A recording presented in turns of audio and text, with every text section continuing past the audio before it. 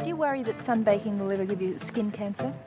Never thought about it much, really. I never lie in the sun without sunscreen on. Well, I don't use anything when I'm in the sun. My parents make sure that I've always got sunscreen on. No, don't think about it. Don't think about any cancer. Do you deliberately lie in the sun to tan?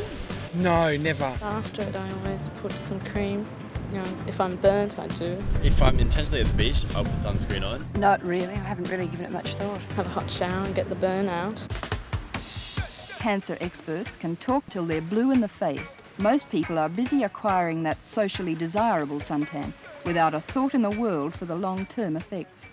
Well, it's really the fair-skinned people, especially those with ginger hair or people from Ireland and Scotland. That's probably a fair characterisation in terms of the fact that people with the fairest skin type will be most at risk. In Australia, because we have such high UV levels, pretty much everyone is at risk. Men are also more likely to be diagnosed with melanoma than women, and also cancer is a disease of ageing, and melanoma is no exception to that. In New South Wales alone, about 250 people each year develop serious skin cancers from soaking up too much sun.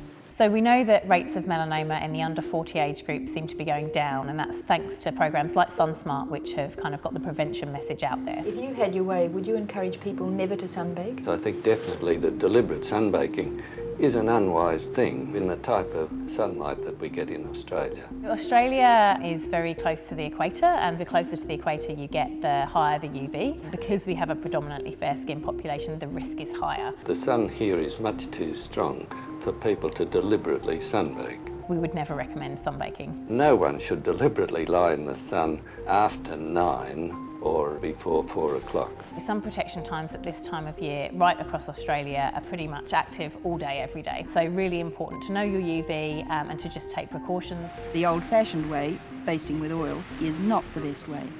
Keep that up for too many summers and you'll finish up with skin like the Sunday dinner. Do you deliberately lie in the sun to tan? Yeah, I do sometimes, yeah, but I usually apply sunscreen because I can usually get tanned through the sunscreen as well. There's nothing healthy about a tan, so we think of sunburn as damage, but actually when you have a tan, that's also a sign that your skin has been damaged. UV from the sun is both the biggest cause of skin cancer, but also is important for healthy bone and muscle development. In Australia, the UV is so harsh that we make vitamin D very easily. Most people will make it very easily. We'd just say enjoy the sun safely and use good sun protection whenever the UV is high, and that's a level of higher than 3.